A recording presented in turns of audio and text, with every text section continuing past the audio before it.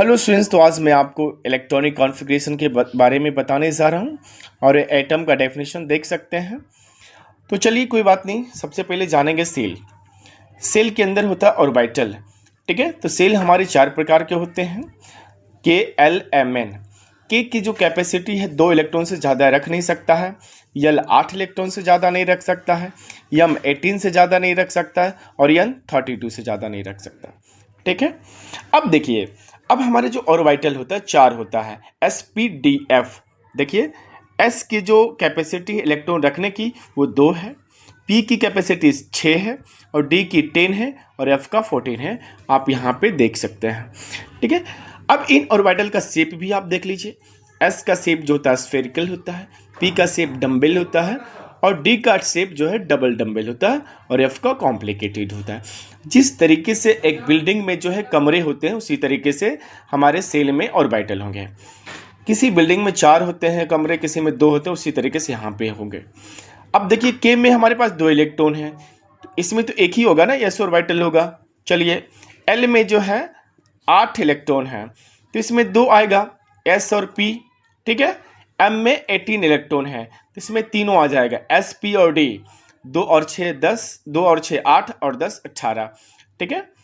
अब देखिए, एन में 32 है, तो चारों आ जाएगा, एस पी डी एफ, ठीक है। 2 6 8 10 18 14 32।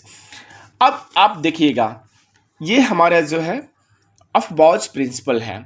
ये क्या है? ये बताता है कि सबसे पहले किस ऑर्बिटल में इलेक्ट्रॉन जाएगा, ठीक है। अब यहाँ पे देखिए, सेल है, ये कौन सा सेल है? पहला सेल है, दूसरा सेल है, तीसरा सेल है, चौथा सेल है। उसी तरीके से ये भी बताता है कि इलेक्ट्रॉन जो है पहले किस में जाएगा? पहला सेल में जाएगा और एस ऑर्बिटल में जाएगा। उसके बाद दूसरा सेल में जाएगा, एस ऑर्बिटल में जाएगा। उसके बाद दूसरे सेल के पी ऑर्बिटल में जाएगा। उसके बाद 3s ऑर्बिटल में जाएगा, तीसरे सेल के एस ऑर्बिटल में। उसके बाद तीसरे सेल के पी ऑर्बिटल में। उसके बाद चौथे सेल के एस ऑर्बिटल में। उसके बाद जाएगा तीसरे सेल के डी ऑर्बिटल में। इसी तरीके से हमारा चलता रहता है, ठीक है। चलिए, अब हमारा जैसे सोडियम है, the atomic number of sodium is 11। अब देखिए, यहाँ पे के एल एम एन लिख दीजिए, ठीक है। 11 है, तो सबसे पहले के में कितना जाएगा? 2 की ही कैपेसिटी है। एल की कैपेसिटी कितना है? 8 है, 2 8 हो गया 10, ठीक है। लास्ट में हमारा बच्चा एम का कैपेसिटी 18 है, 18 है। लेकिन हमारे पास तो भाई जितना रहेगा उतना है, कहाँ से लाऊंगा? 1 है तो 1 ही डाल दिया, ठीक है। अब देखो, पहला इलेक्ट्रॉन कहाँ जाएगा? 1s में जाएगा। 1s में कितना इलेक्ट्रॉन जाएगा? 2 इलेक्ट्रॉन, 2 चला गया। चलिए, अब उसके बाद किस में जाएगा? 2s में जाएगा। 2s में जाएगा, कितना इलेक्ट्रॉन? 2 इलेक्ट्रॉन, क्योंकि दूसरे सेल में हमारे पास 8 इलेक्ट्रॉन है। और उसके बाद 2s के बाद कहाँ जाएगा? 2p में जाएगा, तो 2p में 6 इलेक्ट्रॉन जाएगा।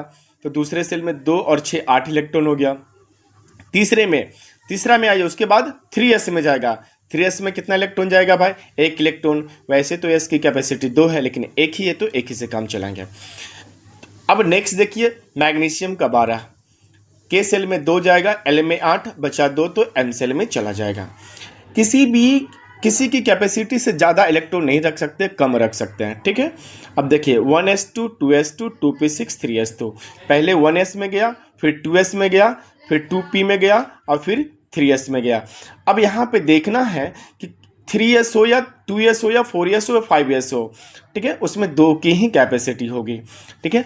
और आप यहाँ पे देख सकते हैं, बहुत सारे टीचर भी कंफ्यूज रहते हैं, ठीक है, और बच्चों को उल्टा सीधा घुमाते रहते हैं। ये देखिए, 4 ऐसे एलिमेंट है जिनका जो इलेक्ट्रॉनिक कॉन्फ़िगरेशन है, इलेक्ट्रॉन का जो अरेंजमेंट है, जो एक्सपेक्टेशन है, वैसा नहीं होता है, कुछ अलग होता है, ठीक है।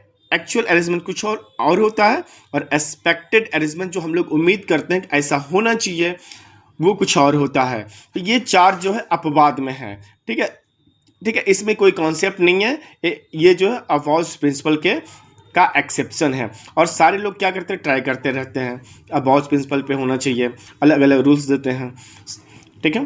Thank you. और हमारे वीडियो को जो है आप बहुत ज़्यादा से ज़्यादा शेयर करें, सब्सक्राइब करें, और हमारे चैनल को जो है लोगों से भी सब्सक्राइब करवाते रहें।